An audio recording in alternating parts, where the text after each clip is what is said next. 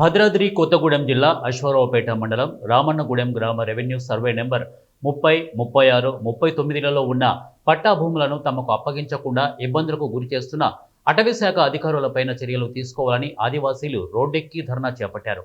Court ఆదేశాలు ఉన్నా కూడా అటవీ సిబ్బంది తమ భూములు తమకు అప్పగించడం లేదని, జాయింట్ సర్వే కూడా చేయడం లేదని ఆగ్రహించిన గిరిజనులు ఆందోళన బాటపట్టారు.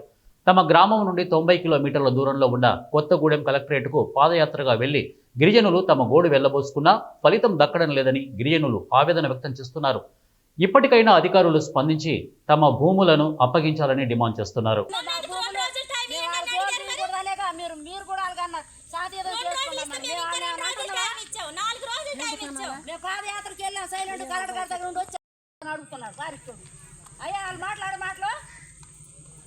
గవర్నమెంట్ ఊరు కాకుండా మాకు రైతు బంధు